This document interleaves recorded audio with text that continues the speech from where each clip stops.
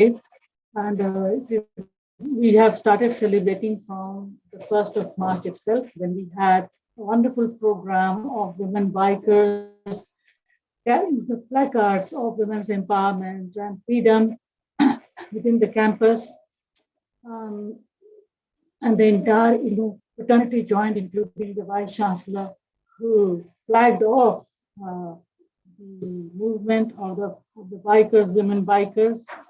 And today on the 6th, we are having our webinar. The School of Gender and Development Studies has organized this webinar as part of the International Women's Day celebration, uh, which is jointly organized by ICASH, the School of Gender and Development Studies, and the Social Equality Division of the school.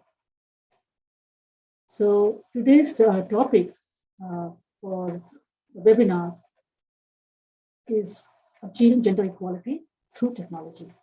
Before I say anything about the topic, let me welcome all our guests who have joined us today. Let us welcome our PVC, Professor Sumitra Kukreti, who has been an inspiration for the school and who would be speaking today at the end of the webinar.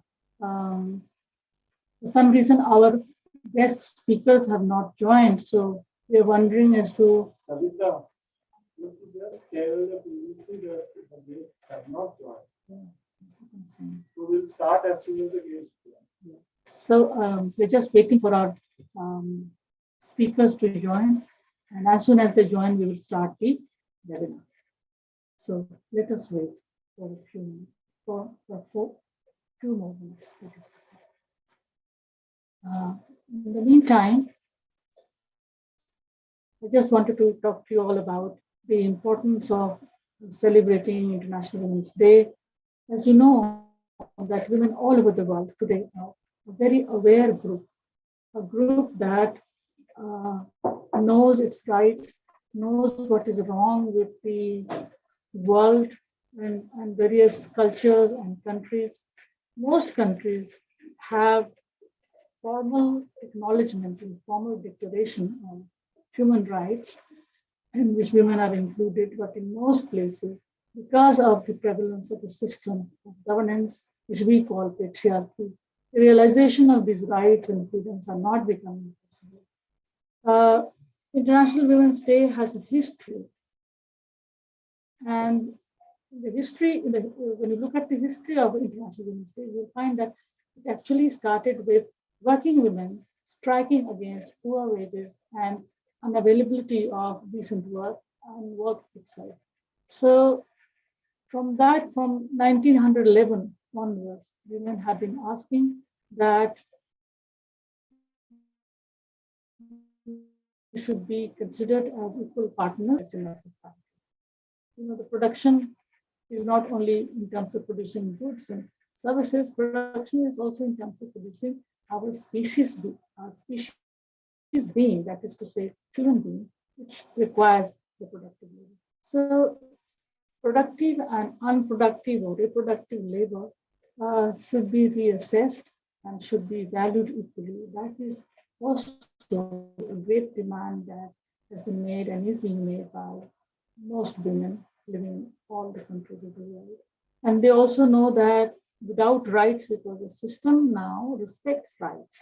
And to have rights means that we are included in the system as equal citizens. So, like all other citizens, like male citizens, women also want to be considered in universal terms as well as in specific terms as women. There are some special rights that we ask for, and some universal rights that all human beings have, that also they demand. So today is a special day in the sense that we renew our demands. We ask for something that is promised by most countries, most culture, and it must be realized in real terms. So today we are asking for reconsideration of the pledges that have been made by international organizations, national states, towards women. We are asking for the pledge to be renewed, to be not only on paper but also in our lives. With this kind of background, this year the United Nations has looked into the empowerment of women from the point of view of technological innovations and the impact of technology on women's lives. So, in line with that, we have also organized our own webinar, School of Gender Development Studies, on the topic Achieving Equality Through Technology. So, we are very well sort of placed at today to start this webinar. I hope that our guests join soon. And please wait for them to join so that we start the webinar.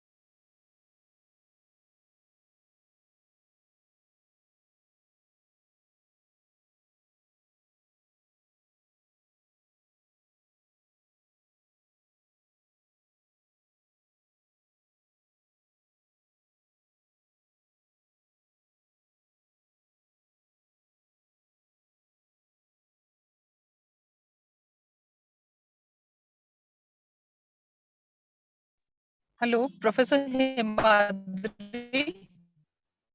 Yeah. What is the ma'am. issue? This webinar was supposed to begin at 11. The guests have not arrived yet. Hello, none of them have joined.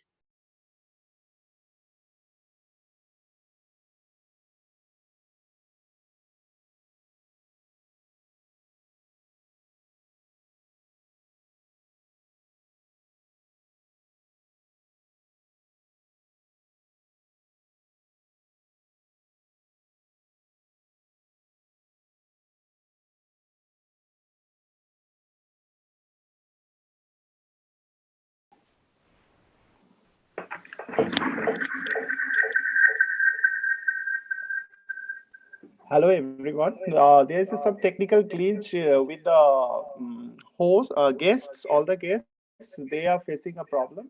So they'll be joining soon.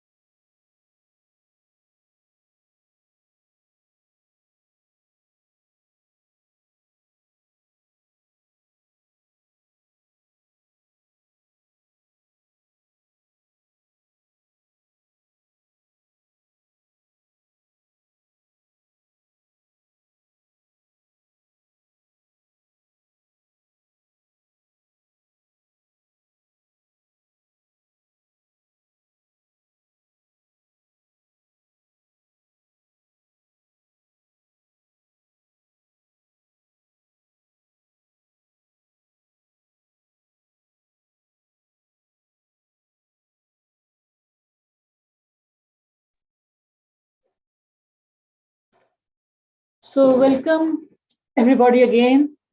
And I think our speakers have joined. Professor Ajita Ravi has joined. Uma Masood is joining. We had some connectivity problem and Zoom was creating some problem.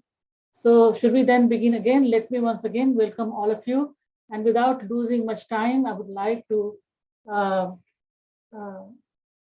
invite our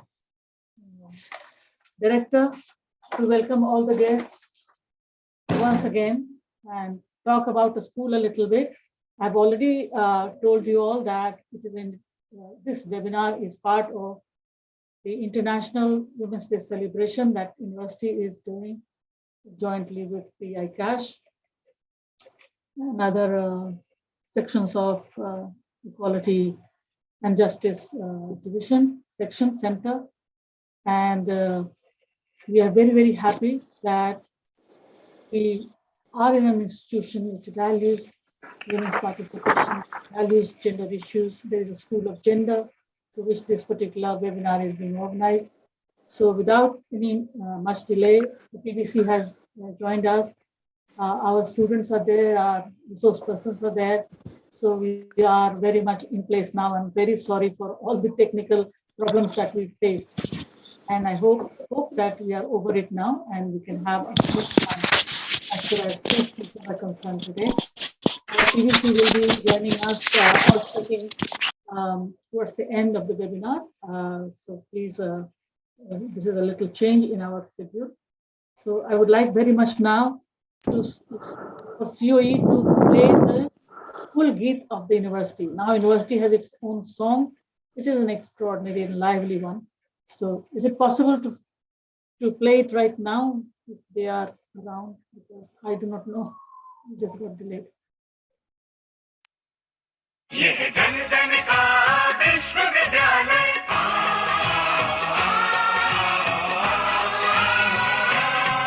यह जन जन का विश्वविद्यालय सरल सुगम शिक्षा का आलय जन जन का विश्वविद्यालय जन जन का विश्वविद्यालय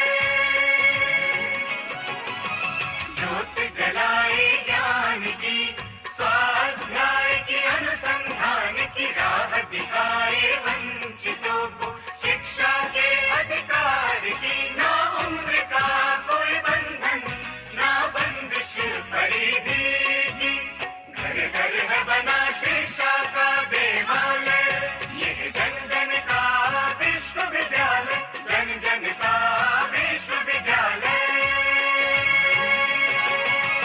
जन जन का मान है सम्मान है पहचान है जन जन का मान सम्मान पहचान है राष्ट्र का आह्वान है वरदान है अभिमान है राष्ट्र का आह्वान वरदान अभिमान है सर्वसुलभ सर्वोत्तम शिक्षा का है वादा मुक्त और दूरस्थ शिक्षा का महालय यह जन जन का विश्वविद्यालय जन जन का विश्वविद्यालय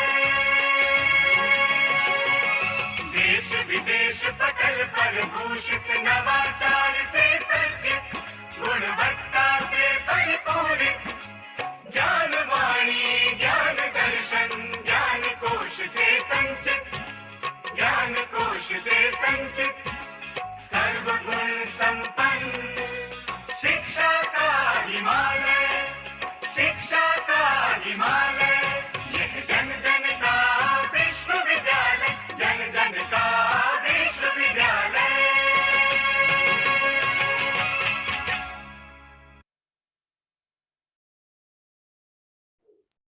Thank you very much, COE. Now I invite the director of the school, Professor Dinesh, to talk about today's program a little bit and what the school.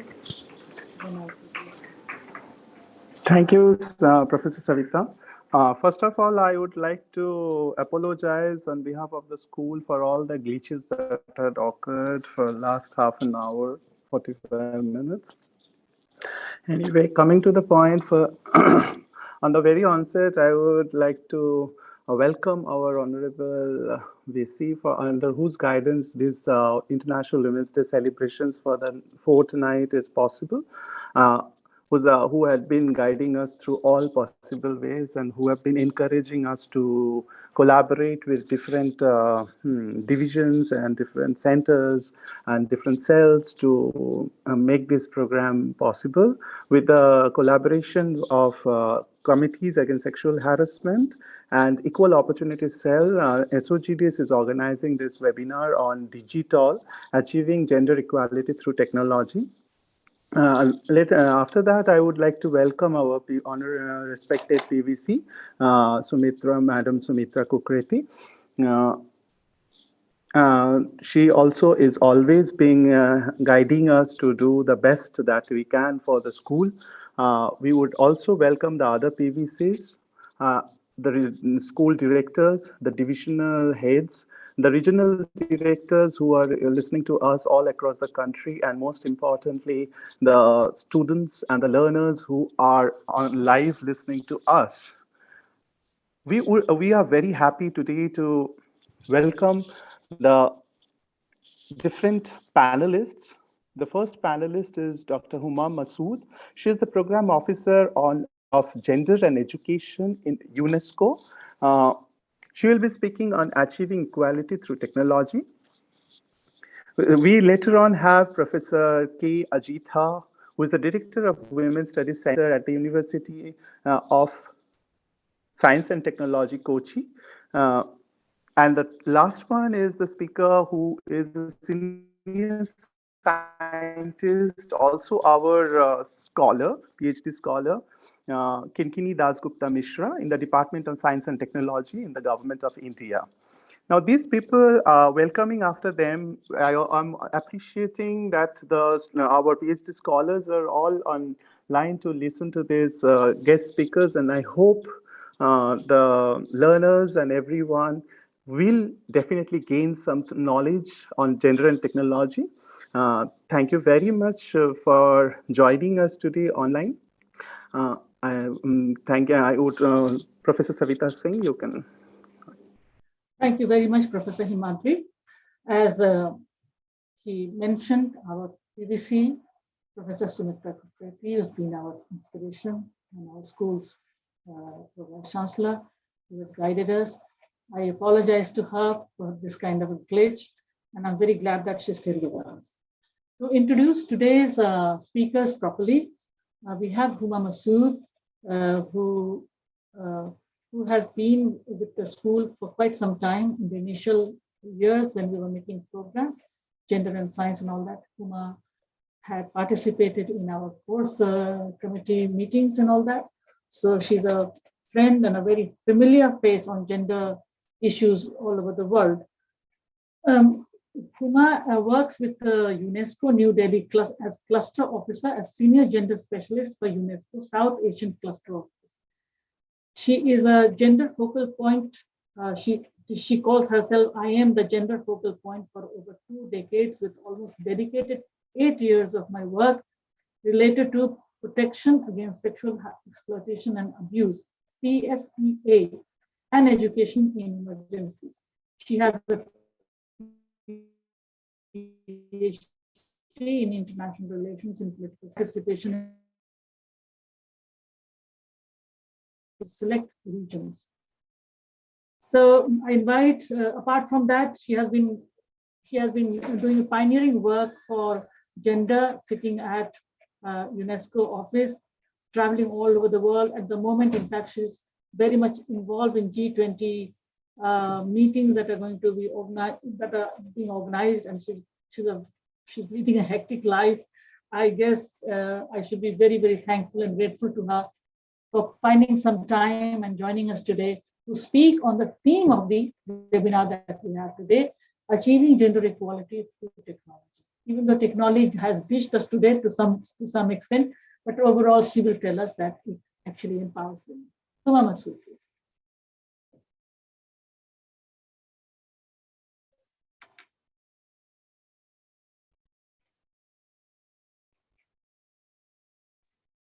Good morning, and thanks a lot for inviting me for such an important and imminent meeting today on Digital All Achieving Gender Equality Through Technology, IGNOU.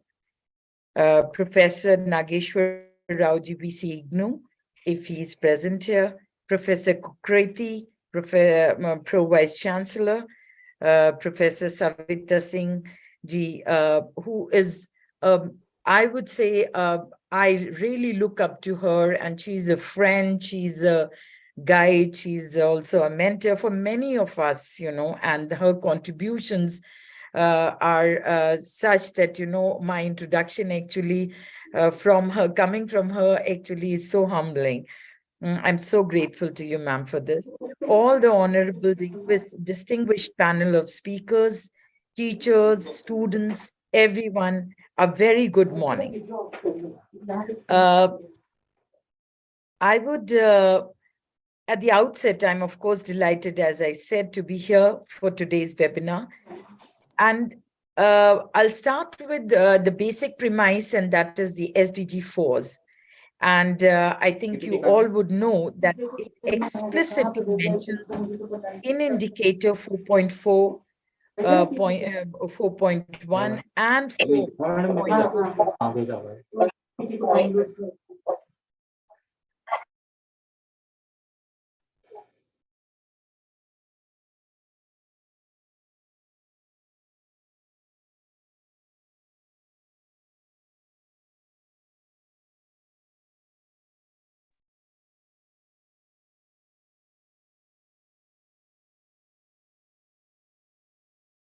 Can you hear me? Yes, yes. Uma, we can hear you. UNESCO defines digital literacy as the ability to access, manage, understand, integrate, communicate, evaluate, and create information safely and appropriately through digital devices and network technologies for participation in economic and social life. Despite almost 2 decades of interventions to move closer to gender equality, we find the digital literacy skills gap appear to be growing as per some recent research. PowerPoint, and if somebody could maybe put that across on the screen, that would be very interesting. For example, the findings of Equals Research Group has noted gender divides widen as technologies get more sophisticated and expensive.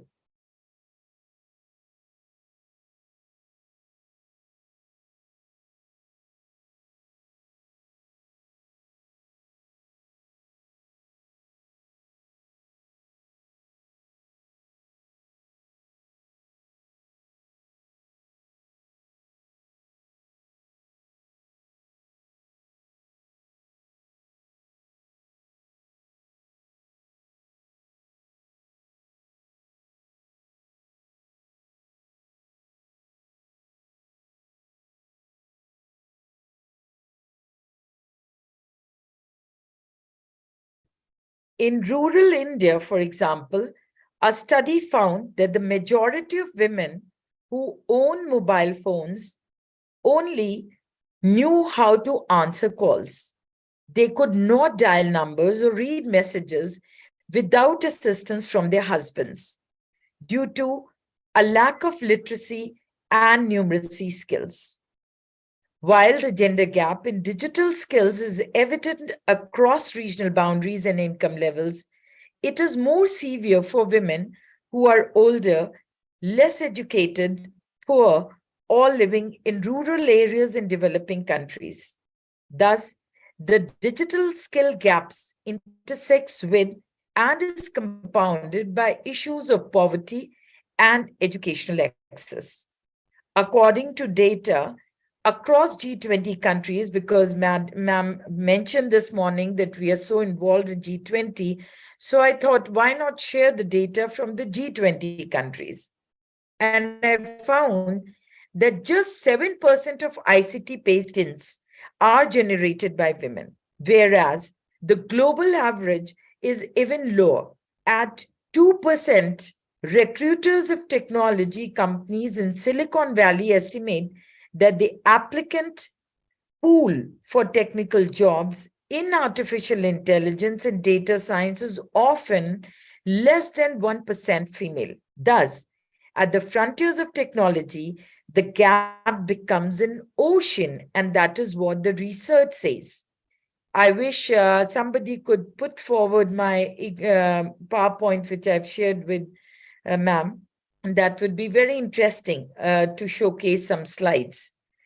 As per It is very another difficult research to finding, we share found the PowerPoint. It has become difficult to share it. The connectivity is really bad, Uma. So can you just talk about it? Just Okay. talk about So as per another research findings, access to technology, especially digital, even when available, is often controlled and monitored by men to what we call walled gardens, containing limited selection of content. Typically, we have pink content, which focuses on women's appearance, dating, their roles as wives or mothers. Now, most technologies leave footprints that can be analyzed to reveal detailed topographies of gender disparities in digital environment, since we are talking about digital for all. Now, let us look closely at the recent digital assistants widely used worldwide, which are rarely examined through a gender lens and seldom noticed by government agencies and international organizations working to build more gender equal societies and education systems. For example, there's a sudden proliferation of digital assistants gendered as female voice assistants. I think many of you may have heard of and may know of, such as Amazon's Alexa, Apple's Siri technology, as well as to a lesser extent, chatbots and virtual agents, which are projected as women. Some of you may know that the response given by Siri, a female gendered voice assistant used by hundreds of millions of people, when a human user would tell her, "Hey Siri, you are a B." I won't say what it means, but you all know that. So it was a slur and not a good way of addressing a technology. Can you imagine the mindsets which prevail and the patriarchal behaviors even to a machine? Because the assistant voice is of a female. Thus, there are gender implications of AI, we notice, visible at this moment when such technologies are moving and will foreshadow debates that will become more prominent as AI technologies assume greater human-like communication capabilities. There's a very interesting paper, and that says, "Oh, only if I could blush." And that is what actually was Siri's response when somebody, a human, made this kind of a remark to this technology. So I would even say that this technology's response was, engendered, at least when the human involved in this was not so informed and engendered. Although the AI softwares that power Siri has recently been updated to reply to the insults more flatly, like, "I don't know how to respond to that," the assistant's submissiveness in the face of gender abuse remains unchanged since the technology's wide release in 2011. So it's something very important and interesting to note that the Siri's female obsequiousness, what we call, and the servility expressed by so many other digital assistants projected as young women like Cortana, like others, provides a powerful illustration of gender biases coded into technology products. pervasive in the technology sector, and apparent in digital skills education. Fears concerning safety and harassment, we already know, are both prevalent, both online and offline, and also inhibit many women and girls from benefiting from or even wanting to use ICTs. Another very important slide which I had prepared based on the research, and this is called the digital gender equality paradox.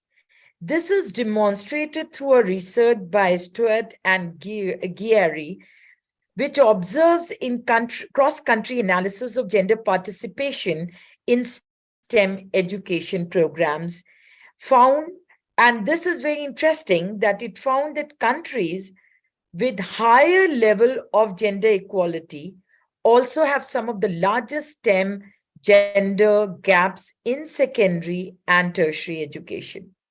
This is paradoxical because more gender equal countries are those that offer girls and women more equal educational and empowerment opportunities, and generally promote girls and women's engagement in STEM fields to close gender divides. That is, in other words, countries with higher gender equality levels do not always have a higher proportion of women pursuing ICT-related diplomas. And this, which I had put in a slide, is something where we have two groups, performing better countries and performing, not performing, or performing worse than expected. And if you look at the countries, these are Syria, Saudi Arabia, India, UAE, Algeria, Qatar, Sri Lanka, Azerbaijan, Mauritania, Egypt, Tunisia are the countries which are performing better than expected. Where else, where we were expecting that these will be actually performing better, are actually performing worse than expected, like Canada, Sweden, France, Belgium, UK, Poland, Denmark, Iceland, New Zealand, Chile, Austria, Spain, Switzerland, Lithuania, Latvia, Costa Rica. So I think the time has come that we bring our focus and attention to digital equality and equity again. And what we mean by digital equity, a condition in which all individuals and communities have the information, technology capacities needed for full participation in a society, democracy, and economy. Now, how can this be done? This can be done if governments ensure that everyone has affordable access to the internet, as well as providing devices and software that are accessible to everyone. The three key pillars of digital equity are internet access, devices, and digital literacy. And this is where UNESCO comes in, because we play a very important role, because for us, education is the tool for leading to all this. The three components of digital equity are therefore availability, affordability, and adoption, in which the governments, the member states have to come forward in order to serve all learners in an equitable manner. Today, when women and girls are 25% less likely to than men to know how to leverage digital technology for basic purposes, 4 times they are less likely to know how to program computers, and 13 times less likely to file for a technology patent, at least, at a moment when every sector is becoming a technology sector. These gaps should make policymakers, educators, and everyday citizens blush in alarm. The role of gender-responsive education can play to help reset gendered views of technology and ensure equality for women and girls. Thank you for the attention. The PowerPoint may kindly be shared, because in that we have listed what UNESCO New Delhi and UNESCO globally is actually doing on this. A very interesting paper, as I said, which also is a combination of policy paper and two think pieces, in which one of it is If I Could Blush, I Would. That is very interesting, and you all should please go to our website and read this. There are also links, and there's also our guidelines, our policy, our programs, our approaches, which I put in the PowerPoint. I request the organizers to kindly share with all. With this, I thank you all for your attention and for this opportunity. Thank you very much. Over to you, ma'am. Thank you, Dr. Huma Masood. Even though my friend, I'm happy to address you in a formal manner. What an interesting point of view you presented over here. First of all, I think you did a brilliant thing by saying that achieving gender equality through technology requires addressing problems of inequality that exist in our societies still. That equity is an important issue for all gender perspectives on science. And third, that the future that is developing will become equitable future for us only if it allows equal accessibility of technology to women, because it is linked with newer opportunities and life in general. As you would know, that without technology, the modern state will not be able to function the way it is functioning, because it requires extraordinary level of coordination with market, with other forms of governing, policy making, and so on and so forth. So thank you, Huma. We will certainly share your paper. I'm sure it's going to benefit all of us. The technology thing for gender always brings conundrums for us. So to solve it to some extent, I have invited Professor Dr. K. Ajita, who is Director of Women's Studies at University of Science and Technology, Kochi, who is also a good friend of the school. And I have been there in Kochi in that center as an erudite scholar in residence for a whole week, I think, a fortnight rather. And I had a great benefit of interacting with her and the entire group of women who are linked with her center. So now I invite her to speak. Just to introduce you all to, I give you a glimpse of her great achievements. It is not for nothing that she's director of the Women's Studies Center there, and also head of the Department of Hindi Language, which is an extraordinary combination. So Dr. K. Ajita took her master's degree in Hindi language and literature from Government Women's College, Thiruvananthapuram, and MPhil and PhD from CUSAT. She joined in CUSAT, that is University of Science and Technology. As reader in 2006, she has 29 years of teaching experience. She has completed UGC projects and 15 PhDs were awarded under her guidance.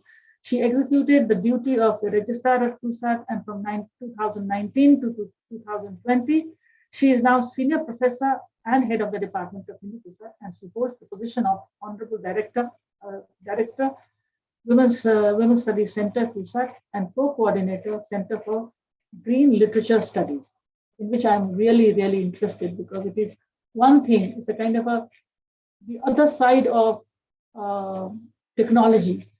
Now we are going into green technology. So this center, which is going to be created at CUSAT, is an extraordinary, will be an extraordinary futuristic understanding of technology and science for all of us.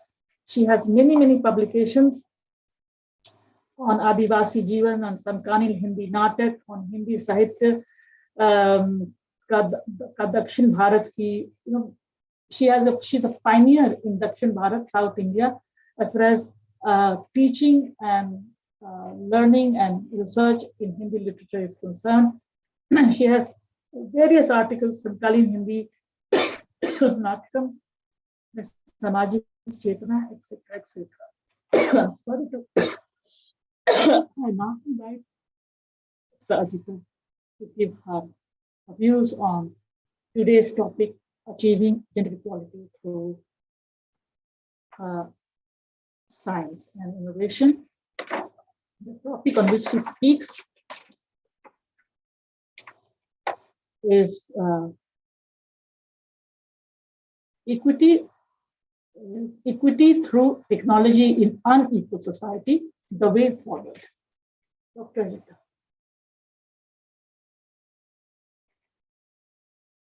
Thank you, ma'am. Am I audible? Yes, yes, you are.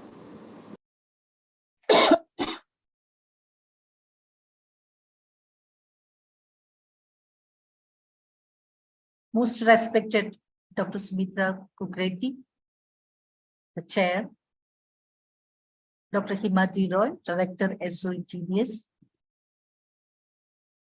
Dr. Uma Masood, Program Officer, UNESCO, and co-speaker Kinkini Dasgupta, Senior Scientist, and Dr. Savita Singh, faculty members, dear students.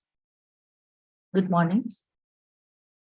First of all, I would like to congratulate the center and Dr. Savita Singh for selecting such a topic which is relevant to this present scenario, digital achieving gender equality through technology.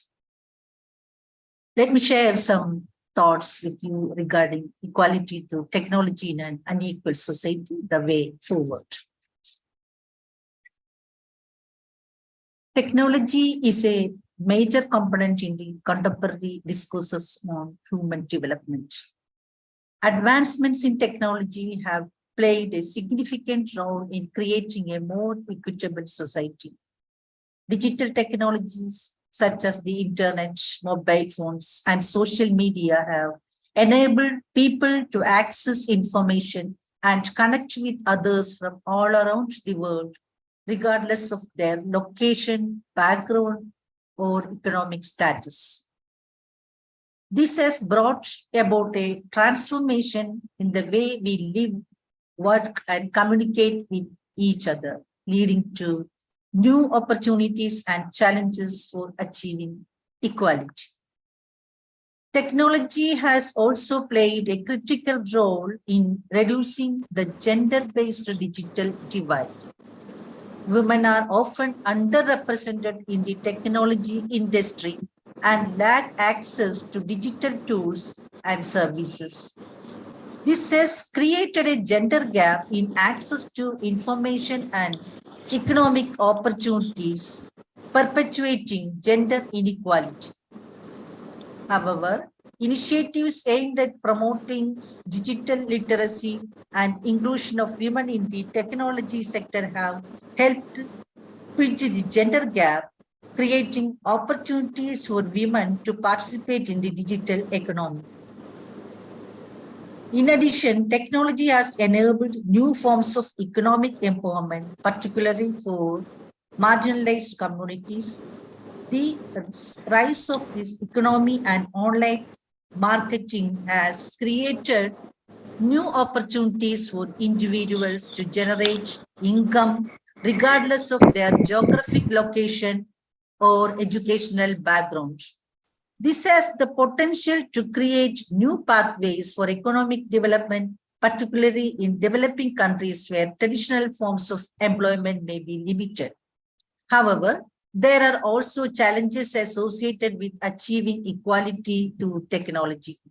One of the key issues is the digital divide, which refers to the gap between those who have access to digital technologies and those who do not. This gap can be influenced by a range of factors, including geographic location, income, education, and gender. Addressing this divide requires a comprehensive approach that includes investment in infrastructure, digital literacy programs, and policies aimed at promoting access to technology for marginalized communities. Another challenge is the potential for technology to exacerbate existing inequalities. For example, algorithms used in artificial intelligence may reflect and perpetuate biases, leading to unequal outcomes for certain groups. This highlights the importance of ethical considerations and the need for diversity in the technology sector to ensure that technology is developed and deployed in ways that promote equality. In India, there are several challenges to achieving equality through technology. One of the biggest challenges is the digital divide, which is particularly acute in rural areas and among marginalized communities. India is a vast country with diverse demographies, and there are significant disparities in access to digital technologies between urban and rural areas. While urban areas are relatively well connected with high-speed internet, rural areas often have limited access to the internet and other digital services. Another challenge is the lack of digital literacy and skills, particularly among women and adults. According to the various sources, only less than half of the Indian population has access to the internet, and there are significant gaps in digital literacy and skills. This digital divide perpetuates existing inequalities by limiting access to education, employment opportunities, and other benefits that are only available through the use of technology. The gender-based digital divide in India is a significant challenge that has the potential to perpetuate gender inequality and limit women's opportunities for economic and social advancement. Despite the significant advancements made in the field of technology, women continue to be underrepresented in the technology sector. There are several cultural and social barriers that limit women's access to digital tools and services, such as limited mobility, cultural norms around technology use, and gender-based discrimination. These challenges further exacerbate the digital divide between men and women, resulting in unequal access to digital resources, skills, and opportunities. Women who lack access to digital tools and services face significant challenges in accessing education, healthcare, and employment opportunities, limiting their economic and social advancement, etc. Furthermore, the gender-based digital divide can perpetuate gender equality, reinforcing existing gender roles and norms that limit women's participation in the workforce and society.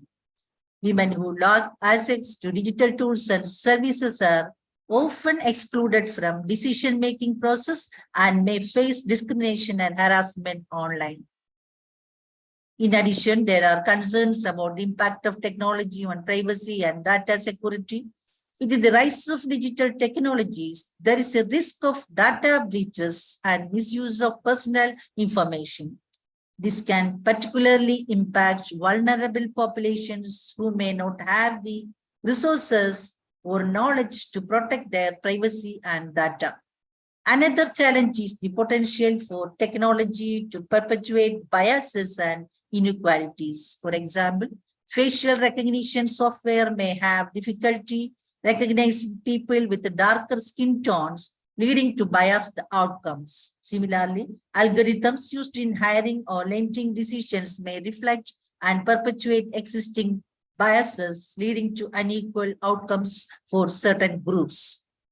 In order to address these challenges, there is a need for a comprehensive approach to promoting equality through technology in India. This includes investment in infrastructure, digital literacy, and skill programs and policies aimed at promoting access to technology for marginalized communities. Initiatives such as the Akshaya project and e-literary initiatives in Kerala and the Digital India program at the national level are examples of efforts to bridge the digital divide and promote digital literacy. There is also a need for greater diversity and inclusion in the technology sector to ensure that technology is developed and deployed in ways that promote equality and avoid perpetuating biases and inequalities. Madam, shall I take some more minutes? Yes, please, Suchita.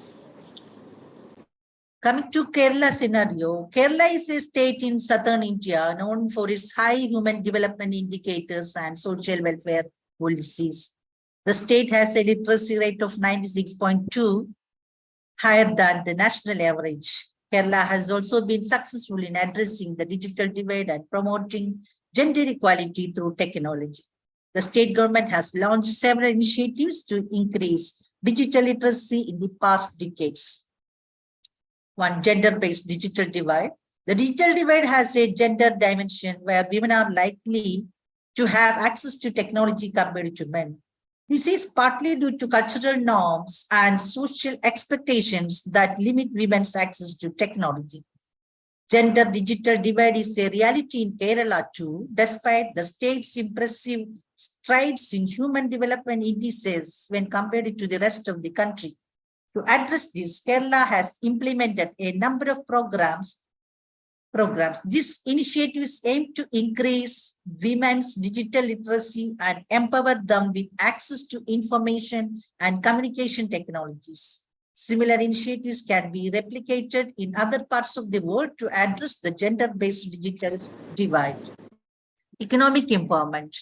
Access to technology has been shown to have a positive impact on economic empowerment by providing opportunities for employment and entrepreneurship.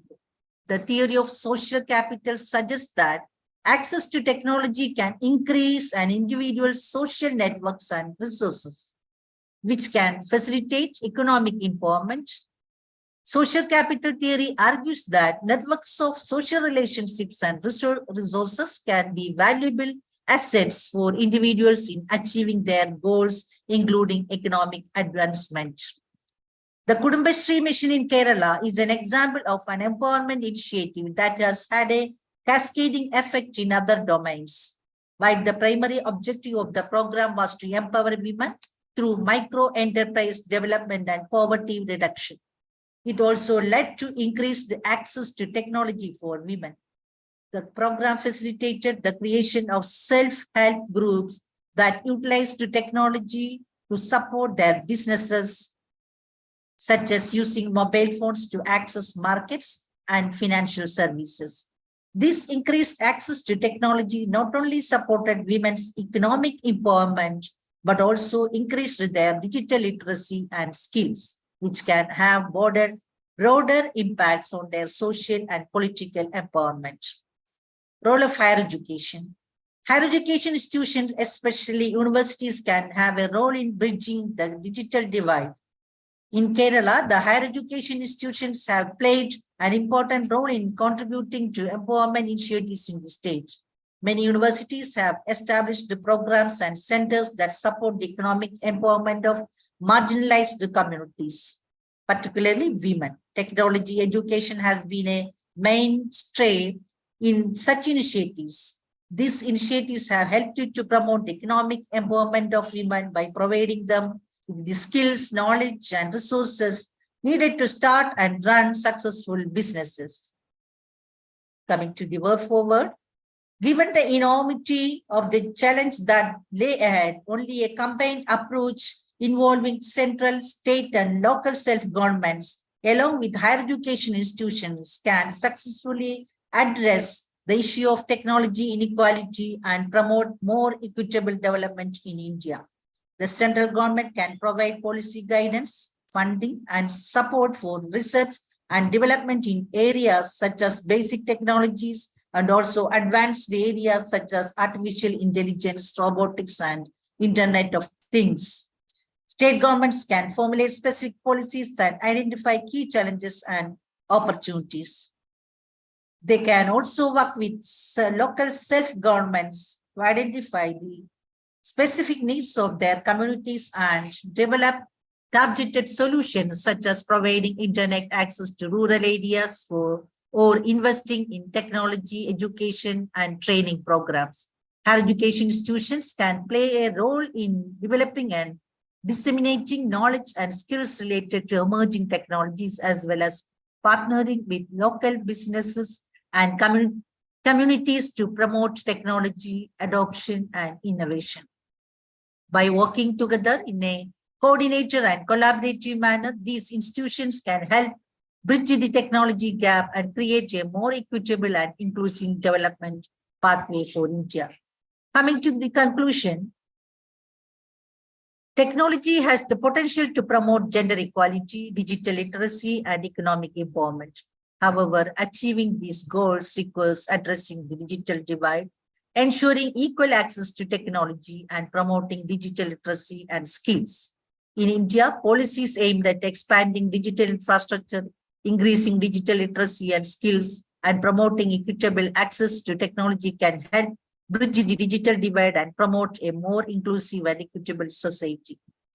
Kerala has been at the forefront of using technology to empower its citizens with various initiatives aimed at promoting digital literacy, bridging the gender-based digital divide, and creating economic opportunities. The state has implemented policies and programs that provide access to technology and digital services and promote the participation of women and marginalized communities in the digital economy. With these words, I conclude and I express my sincere thanks to the center and Dr. Savita Singh ji, the coordinator. Thank you. Thank you, Professor Ajita. I think it was a very wonderful presentation because it's so well-rounded.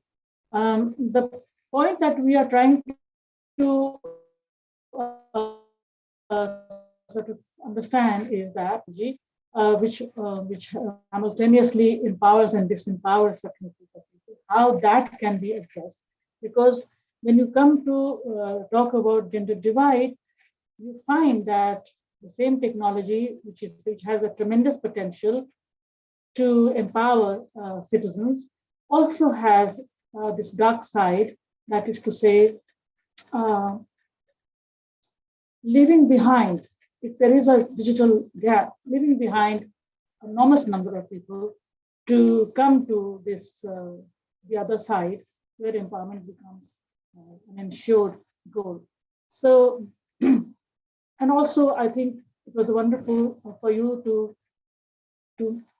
talk about Kudamshri program in Kerala, how it has empowered women, how technology indeed has, wherever it has worked, it has been worked with great intention of equality, it has benefited women in great measures. Our third speaker and last speaker perhaps is today Kinkini Das Gupta, who will be talking about the positive side of technology, how it has indeed empowered. And this is her. This is also the topic on which she has written her thesis, the PhD thesis, which is a valued work. Before I invite her, I would like to inform all of you that the School of Gender and Development Studies, for all these reasons that I'm pointing out, has launched a program, a certificate program in gender and science, which is coordinated by Dr. Sunita herself. And we have theoretically as well as practically, we have tried to look at these questions that we are raising today in detail in this course. So that will also benefit a lot of people who are reflecting on the role of science and technology in empowering women.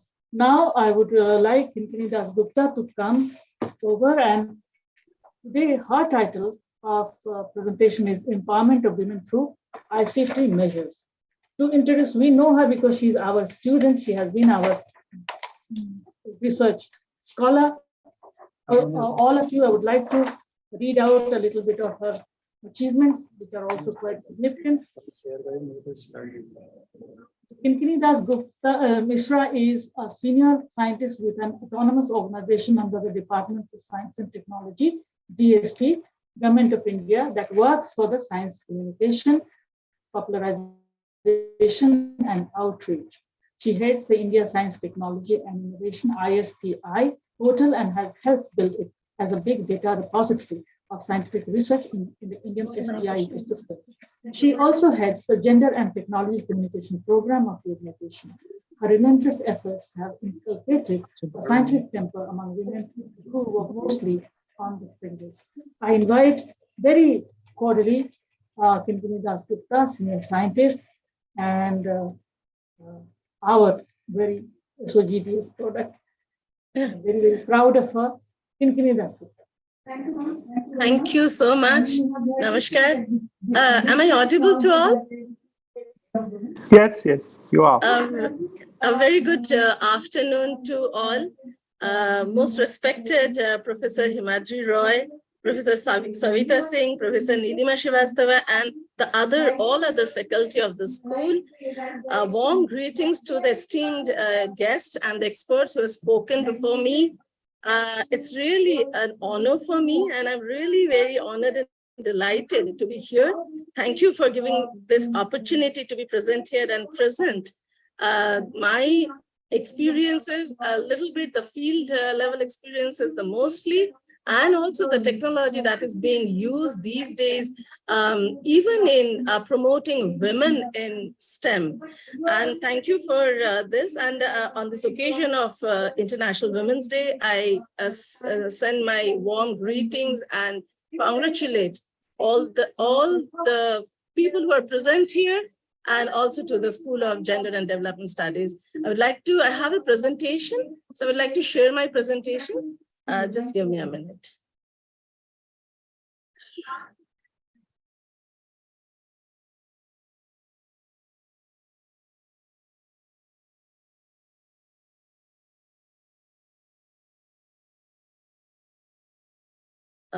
Is my slide visible? It's Yes, yes, yes. So today I'm going to talk about women empowerment through ICT measures. So I'll start with the digital technology, but I think my previous speakers have already kind of touched upon it and discussed at large, but I would still talk because I just wanted to bring that though the technology is there, but the major challenge is it really reaching the people? Here we are talking about the women, and there is a stark gender gap in the technology delivery, technology availability, accessibility, affordability, and then the use. So I'll start with that focus, with that respect. I'm going to make my presentation. So the digital technologies that have advanced more rapidly than any innovation in our history, and it is reaching around 50% of the developing world's population in last 2 decades, and it is transforming societies. By the connectivity has enhanced, there is a lot of efforts and policies and schemes for financial inclusion, access to trade and public services has been immense. So we see that technology can be a great equalizer. However, the technology is digital that is continuously evolving and expanding, has a lot of gap. There is a systemic gap, and we need to look at it even from the school point of view, what should be our, the course of action, the policy at the policy level, even at the curriculum level, how we can really look into it when we are talking about providing empowerment or taking women towards the process of empowerment through digital technologies. An important aspect of digital technology is information and communication technology capability. When we say ICT, actually we are enhancing the capacity of the women through information and communication technology. These ICT capabilities are about using and working with technology.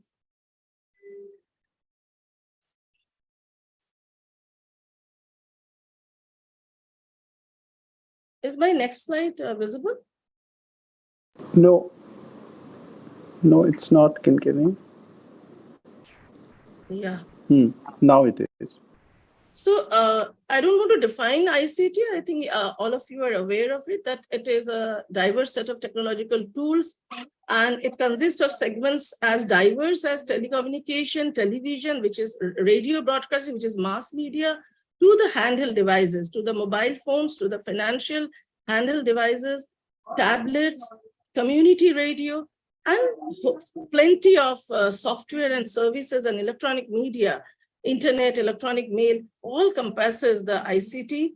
and it is an effective tool in catalyzing economic activity, in efficient governance, and developing human resources. Given the capacity of ICT to access, transfer, and apply knowledge and information to almost every aspect of human engagement, they are increasingly being recognized for the potential to carry the new, building the new knowledge society. So ICTs has the potential to reshape, reorganize, restructure the working methods. They can even, they offer the generic advantages of efficiently and productivity gains, information, and ultimate aim is livelihood opportunities, creating the livelihood opportunities. And when we talk about specifically for women, it is overall well-being of the women, improving the overall quality of life of women. Next, I'll just touch upon the digital divides. The evocative term that describes the gap between the individuals, technologies, businesses, and geographic areas at different socioeconomic levels with regard to their opportunities to access ICT. That is the digital divide, and it also involves issues to their use that different individuals and organizations demonstrate for a wide variety of activities. If you see this graph, which is International Telecommunication Union, which reports that more than 50% of the world's women are offline. There is more pronounced, this is more pronounced in developing countries like India, where the internet penetration rate for adult women is 41% compared to 53% for men. But the GSMA found that 393 million adult women in developing countries do not own a mobile phone. So there's an issue of ownership. So women do not, the technology is there, the devices are there, but it is not available to the women. It is not accessible to the women. And less than 8% are likely to own a mobile phone than men. So this is a data which shows that how the mobile phone uses, which is again an ICT tool, is within the hands of the women as compared to men. There is a significant gender digital divide, which is also observed, which is reflected in women's low level of access, use of ICT as compared to men due to number of reasons: socioeconomic, structural, psychological, and institutional barriers.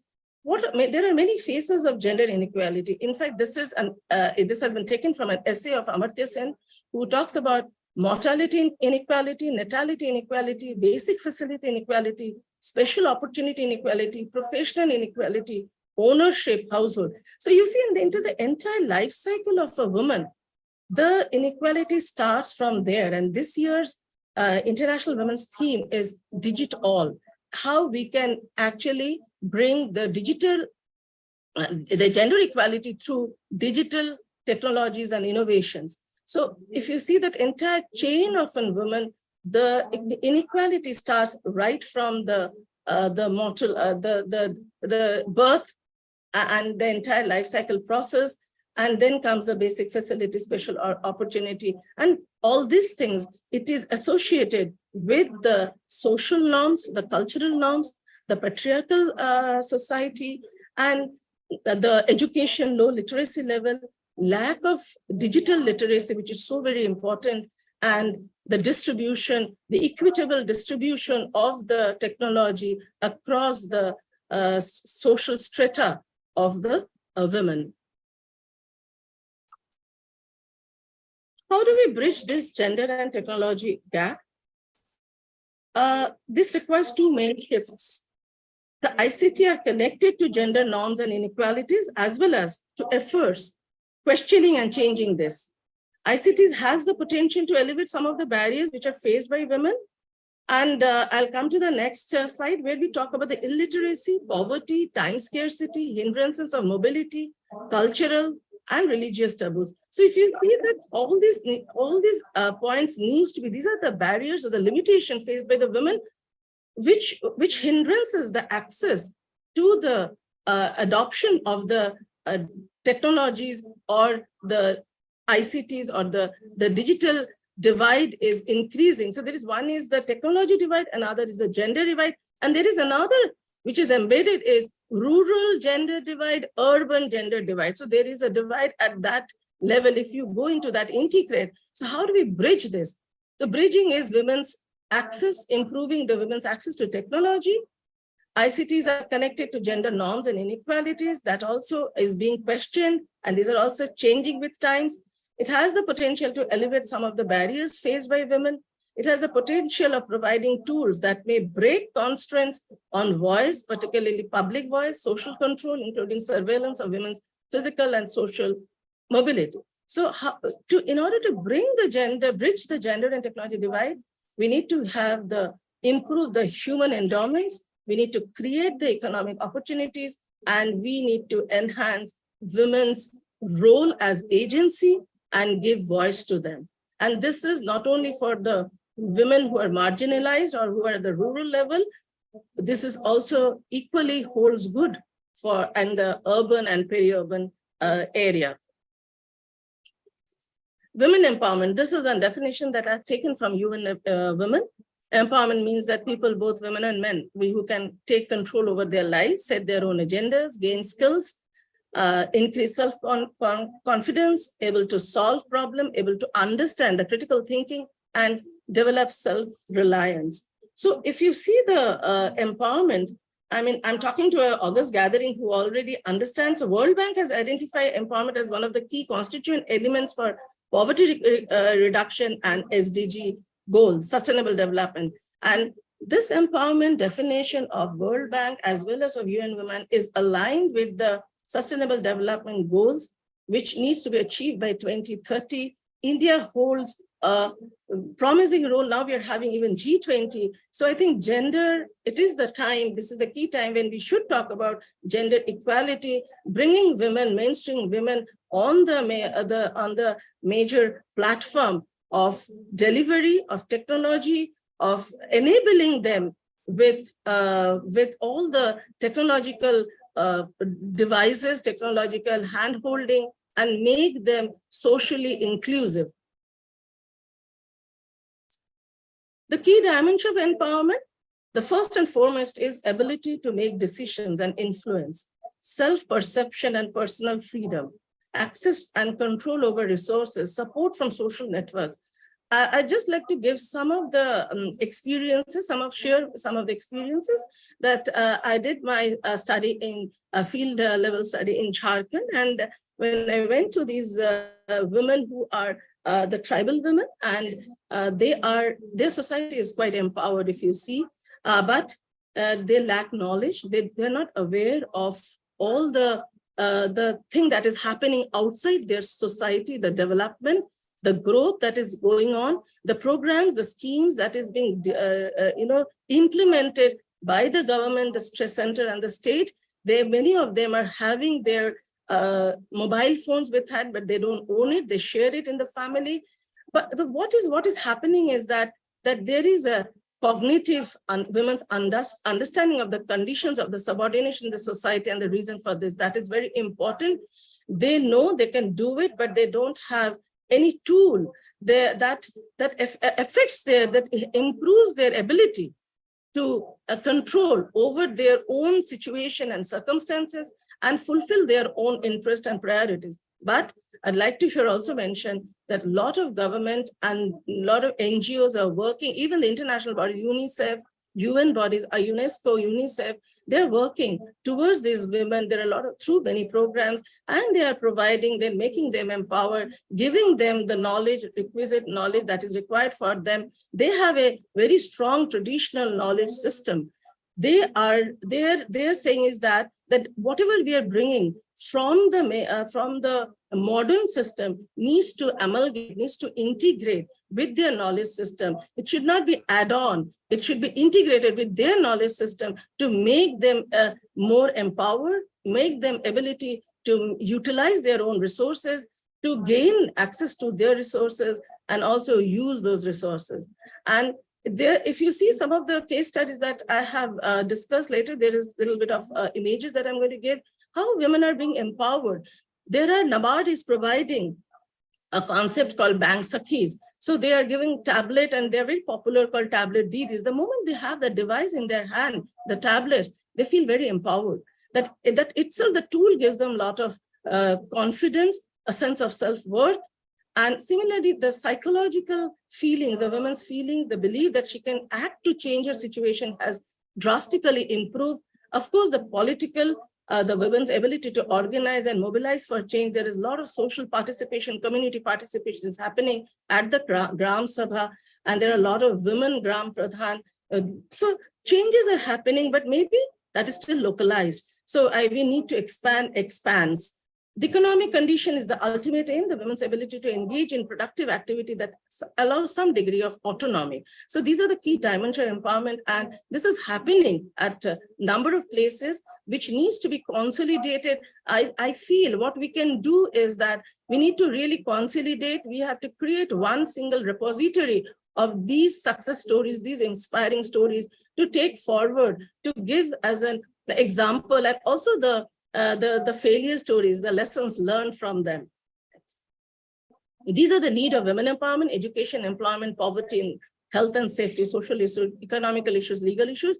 I need not give in detail about this. I'll go to the next slide. This is the empowerment. There is a process, an outcome. First is the preconditions of empowerment is where are the resources? Women need to have these resources. Women's actual access and future claims to their beliefs, their attitudes, their ideas, what are the material and financial assets, social capital, formal and informal rules. So they need to know. That is why I heard Dr. Huma was talking about accessibility.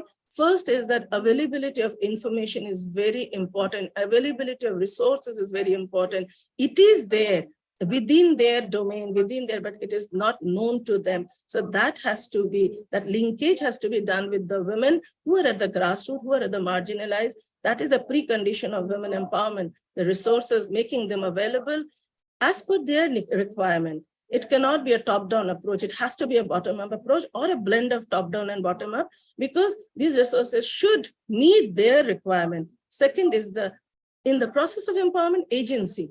Women's ability to define goals and to use resources to enact them. And in this process, the family is important, the society is important, the men in the family are very important. So they can, then only that women as an agency can play a key role.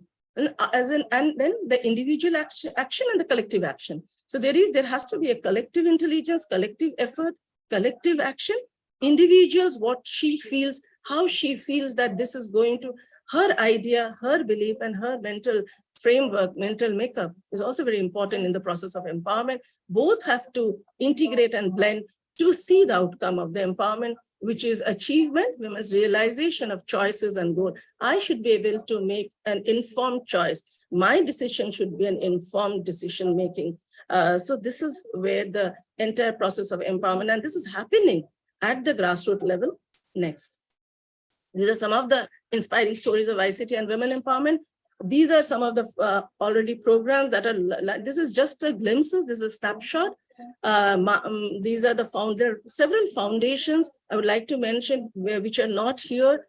There is Pradhan, there is a Gram Vani, there are a lot of digital green. They're utilizing technology, they're utilizing video clips, they're utilizing community radio to transform the life, to talk about their problems and issues and bridge that gap between at the local level and the resources and development that is happening at the mainstream level. So there are community-based financial services, like this is in case of Maharashtra, where they have introduced low-cost EMI program that allows women to purchase smartphones.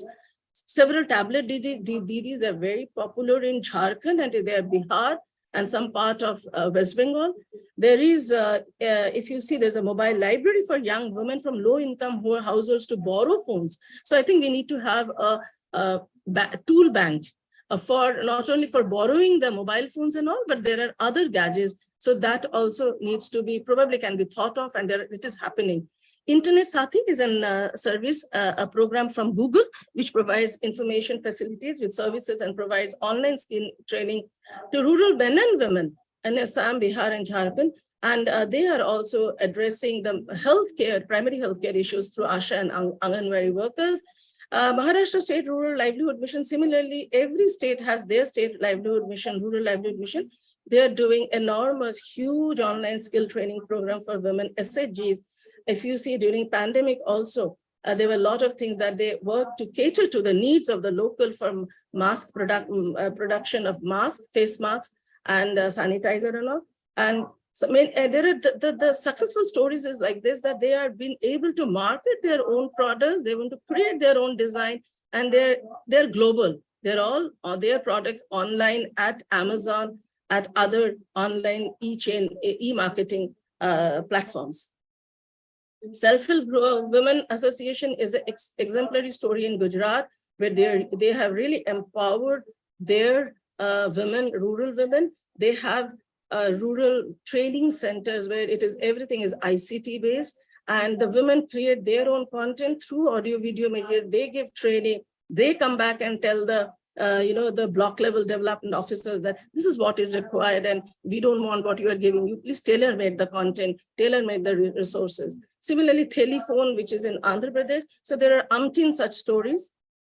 These are some of the things which these are from my field studies. So you see how women feel empowered, and they are all using it. For fishermen community in Kerala, I want to mention, ma'am, Professor Ajita, that they're using mobile phone to communicate to their family people, that to communicate with the marketing. They're doing their transaction through their mobile phones, and it's a successful program of fishermen, women community of Kerala. So what are the enabling factors? The basic thing is access, skills, and use. Unless we know the access of these ICT tools is provided to the women or to the group of women and individual women, I think we will not be able to make any success or any headway to the entire process of women empowerment through ICT. Skill, right kind of skill is important, and use. And another thing is that once they start using it, there should be an impact measure, feedback, and evaluation. I think that monitoring is also very important, so that the programs and schemes can be revisited. And basically, access to ICT is crucial for women and girls to be able to participate in society on equal terms with men and boys. And there are a lot of stories where, how their children are helping their mothers, to make them more tech savvy, tech literate. So digital literacy is also happening through through their children, through the men. And there are a lot of positive stories where it has been seen. Then girls are helping their mothers to utilize these digital handheld devices or digital phones and digital technology. So what is required is that digital literacy, access to internet, allows women to receive training, which opens the door to the other essential skills. Family and community impact. The support of family is very important, and because women still are, even if they're empowered, they need the family support and family nod to go ahead and implement and even talk about their empowerment. Giving women access as an investment, and it yields a range of benefits that affect not just women, but the families and as a community and communities as a whole.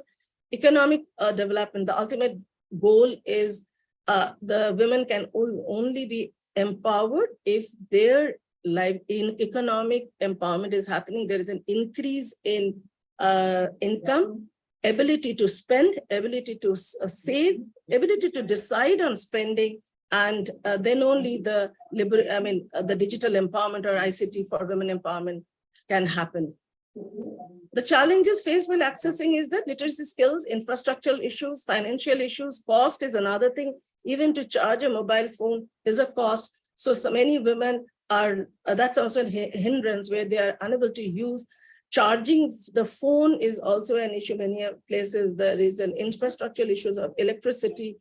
Language is another barrier. To some extent, this is getting addressed.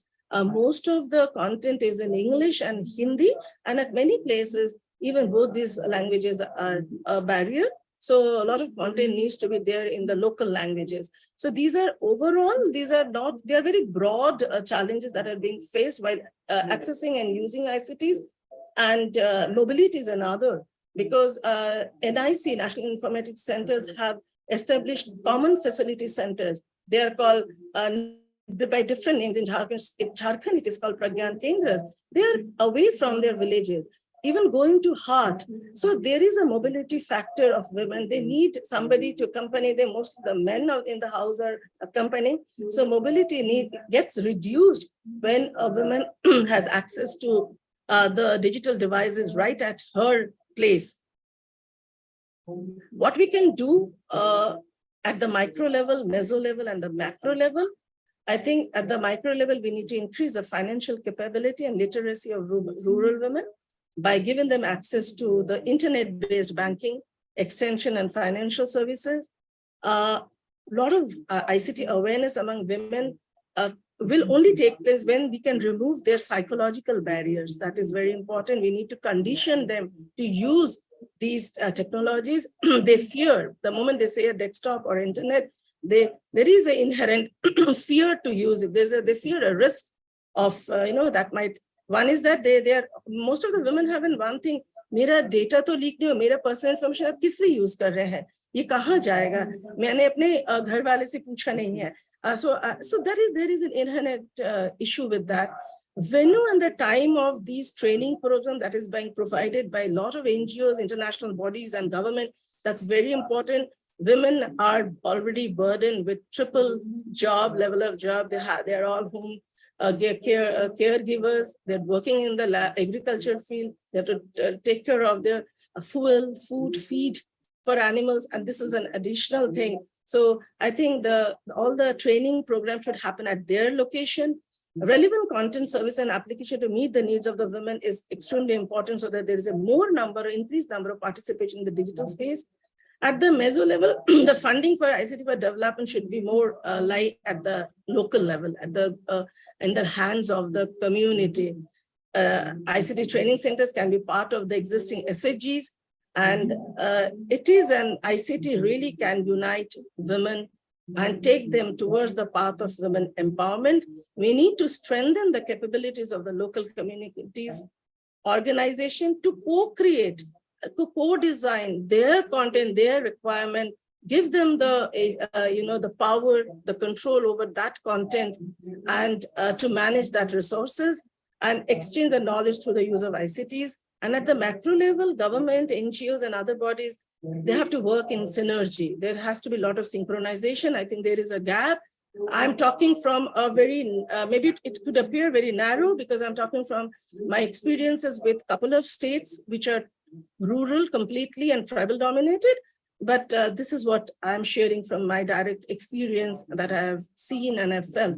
Digital skills are increasingly important. Women to be involved in designing the ICT policy. When there is a policy or framework is being designed, I think participation of the women is very important from all the strata, the rural women, the women who are at the intermediary level, women at the implementation level. So I think then only the gender equality is going to take place. So finally, women empowerment, it has to be holistic, political, social, educational, economic, and universal, equal opportunity and level playing field, participative and inclusive. Thank you so much.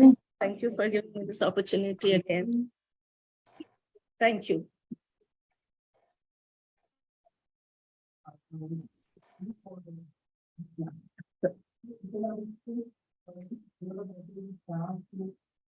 Thank you very much, Kinkini. That was very comprehensive. You touched almost all the issues involved in this area of women's empowerment.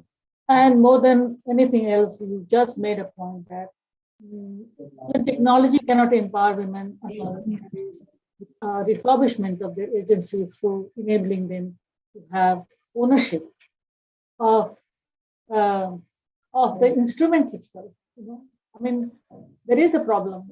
8% women owning cell phone. This is dismaying, I would say. It's a dismal figure. Similarly, if you had actually gone into this economic aspects a little bit, you would have find that only 2 to 3% women own property globally. The situation is pretty on the digital divide platform. If we want to discuss these things, women are they're in dire need of technological upliftment, and the details required for this technology to empower them is also massive, and it requires help and coordination at every level, family, community, state, block, nation, state, at every level. That is when it will happen. So the challenges are pretty much tough. The situation is crying for the intervention of technology, for women to become equal citizens of the world. Thank you very much, Kinkini. I think we had a wonderful discussion on this. People should not assume that automatically technology will empower women. It has got to be mediated through the empowerment of women, the empowerment of all human beings, particularly of women, through redistribution of economic resources, to psychological refurbishing of the consciousness. And finally, as you said, it is very important that if women have received technological help, what is the impact of that on society and on their life? That is very important also for us to see. Thank you again. Now I would request our PVC, Professor Sumitra Pushpalli, to come in and give an overall view of the speakers that the lectures that have been delivered, and her own views which she wants to share with us. Thank you very much. Professor Pushpalli. Thank you, Professor Savita. At the outset, I would like to congratulate School of Gender and Developmental Studies for holding this webinar on such a pertinent topic on achieving gender equality through technology. Definitely, nothing can be better than this topic while IGNOU is celebrating the fortnight of International Women's Day. And then I would also congratulate the program organizer, Dr. Savita Singh, for choosing such eminent speakers for this webinar. Speakers, distinguished speakers who are directly working in the field. And the lectures completely focused on gender divide. And I think the lectures completely drew our attention on the points that what we can do more to minimize this gender divide as far as digital technology is concerned. I remember that, a few years back, I had a student who was very bright.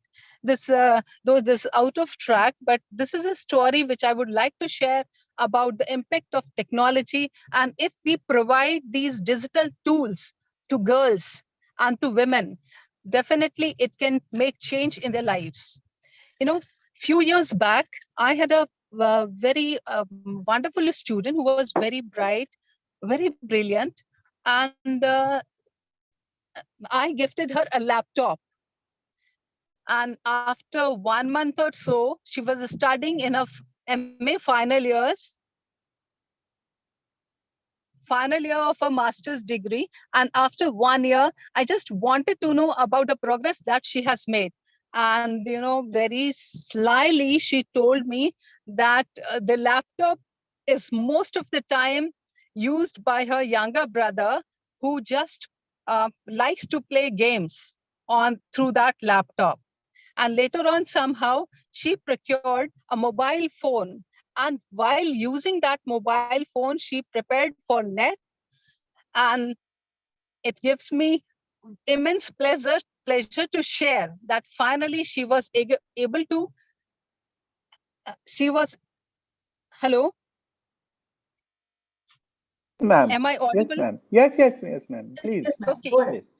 So finally, that girl completely fulfilled her target by cracking NET as well as JRF. So this is a small story that if we empower our girls and women through technology, definitely we can make marvelous changes in their life. So once again, I would congratulate Director of the school, Professor Himadri Roy, and Program Coordinator, Dr. Savita Singh, for organizing this webinar. Thank you. Thank you very much, ma'am. Wonderful story that you told. This is one of those inspiring stories, and there would be millions such stories, I know. And we all, as women, should be helping if we can, whoever we can, especially our students. And we do help, as you have helped. So thank you again for this inspiring story and for appreciating the presentations today, because these are remarkable women who have achieved quite a bit in their own lives, and they have promoted this scheme of empowerment, gender equality through technology.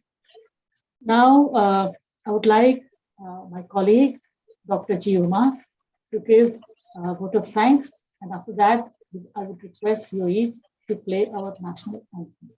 After all, we are doing all of this, giving our lives, giving our skills, our talents to build this country as an equal society of equal citizens. Dr. G. Uma. Good afternoon, everybody. Thank you, Professor Savita Singh, for providing this opportunity. On behalf of SOGDS, I propose a vote of thanks on this occasion when the school is celebrating International Women's Day. To mark this celebration, the school has organized a series of programs along with other divisions.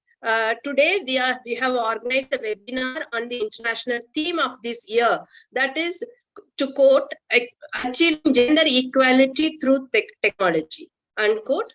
On this day, I convey my immense gratitude to our Honorable Vice Chancellor of IGNOU for his inspiration, guidance, and constant support on this endeavor.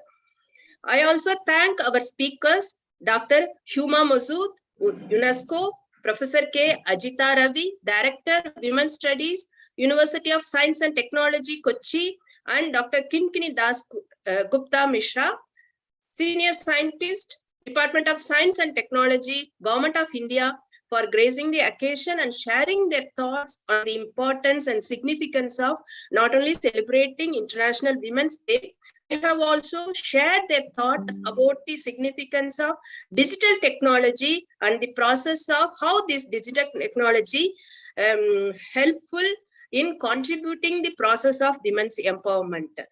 I thank the PVC of our school, Dr. Smitra Kukreti ma'am, who is always guiding us for any initiative that the school takes up, including the celebration of International Women's Day. Thank you so much, ma'am. I extend my heartfelt thanks to PVC's Professor Satyaka, Professor Uma Kanjilal ma'am, Dr. Mahapatra, and Dr. Meena, who have been supporting us for all the initiatives. I thank Director COE, Director of Schools and Divisions, Regional Directors of Regional Centers who have joined us today for the program. I thank Director SOGDS, Professor Himadri Roy, to take this initiative to hold this event. I also thank the webinar coordinator, Professor Savita Singh, to take this initiative to organize the webinar. I also thank her for engaging interjections in this session. Thank you, Professor Savita Singh. I thank my colleagues at the school for their support and cooperation.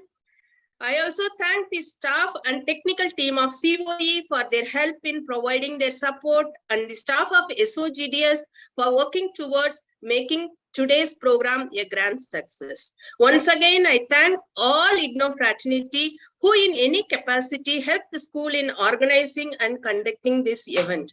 Thank you for all. Thanks. Thank you, Uma. Thank you very much. And once again, I want to thank all of you. Thank you, madam. Our PVC, our friends who have joined from other divisions, from regional centers, and above all, I would very much like to thank my own colleagues. Himadri. Himadri is slightly better than me in terms of technology, so I run to him for any technological glitch. And I particularly want to thank Vijinder, who is with us in the school, without whom I feel completely lost when it comes to technology. So in that sense, I would also like to be empowering myself a little bit more by understanding the importance of learning to operate technological instruments. So thank you all. And I just want to tell you all that we want to do a series of seminars in coming months. And I would like very much that you all join us, and very interesting topics will be taken up for discussion as was today. Thank you again. May we have our national anthem played so that we feel proud of the time.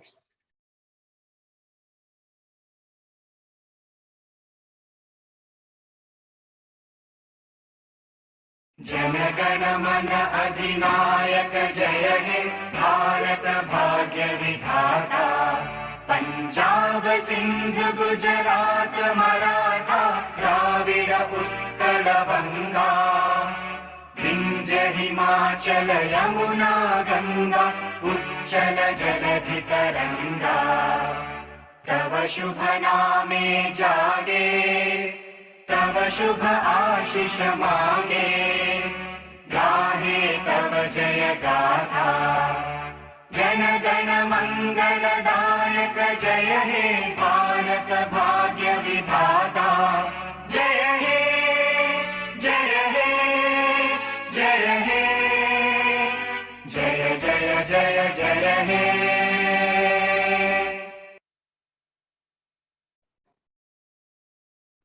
So we come to the very end of today's deliberations on empowering capacity of technology, particularly empowering women.